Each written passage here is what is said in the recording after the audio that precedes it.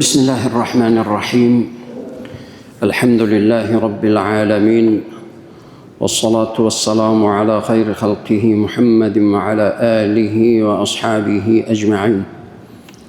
السلام عليكم ورحمة الله تعالى وبركاته. برادران علی اسلام، قبل از همه در این روزی سیدی مبارک جمعه، روزی با برکت، روزی بهترین هفته و روزی اجابت دعا است. دعا کنیم پروردگار امروز و همه روز و همه وقت ما رو مبارک با برکت در این روزی سیدی جمعه پروردگار گذشتگان همه ما را رحمت مغفرت، قبرهایشان را با نور قرآن منور، روحهایشان را شاد بگردان. پروردگار خصوصا پدر و مادرای گذشته ما را از ما خوشنود، خوشحال، راضی بگردان. پروردگار در این روز سعید جمعه رحمت و مغفرت و خیر و برکت و رازگی خودت تمام عبادت های ما خاص به خاطر خودت هست. پروردگار رازگیت و با دیدار عزیزت همه ما را مشرف و منور بگردان. پروردگار در این روز سعید جمعه از نام همه ما و اهل و خانواده و پیوندان و فرزندان ما و حضرت محمد علیه السلام سلام و درود و صلوات، خیر و برکت زیادت را برسان. شفاعت رسول اکرم صلی الله علیه و سلم را نصیب روزی بگردان. پروردگار در این روز مبارک همه ما را رازگی والدین نصیب روزی بگردان که در رازگی والدین رازگی خودت هست و همه ما را در تربیت فرزندان، اهل و خانواده و پیوندان و همنشینان کامیاب و موفقمان بگردان.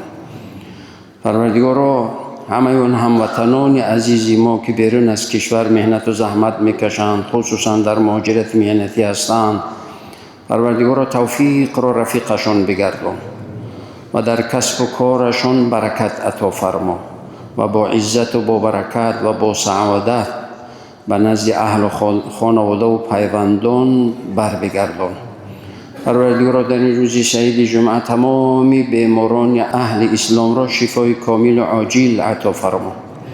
پروردگار قرضداران را در این روز سعید جمعه قرضداران را از قرض نجات بده. پروردگار قرضداران را هم قرض گرفتگی و میگرفتگی را هم توفیق که نیتی خیانت نداشته باشند تا اینکه اون قرض را بر بگردانند توفیقشان بده.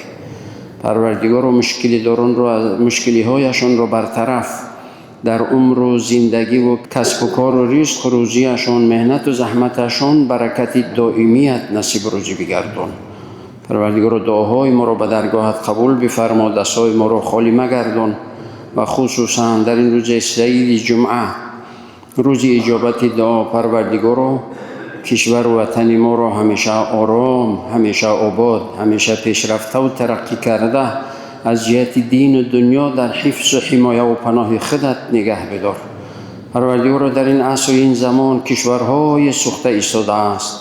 کشور ما و تمام امت اسلامی را آرام و آسوده و بین مسلمانان و امت اسلامی اخوت و محبت و دوستی و برادری را ارزانی و دائمی بگردان.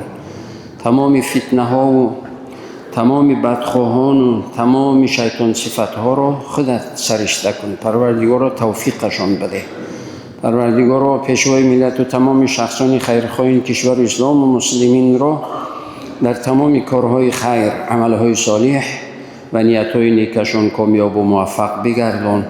دعاهای ما را به درگاهت قبول بفرما. عزت و برکت و سعادت ابدی را برای همه این حاضرین و اهل و خانواده اشان نصیب روزی بگردان و همیشه از مقامات قدرتی برای آرامی و ترتیبات و آسودگی و خاطر جمعی نمازگزاران اینجا خدمت میکنند.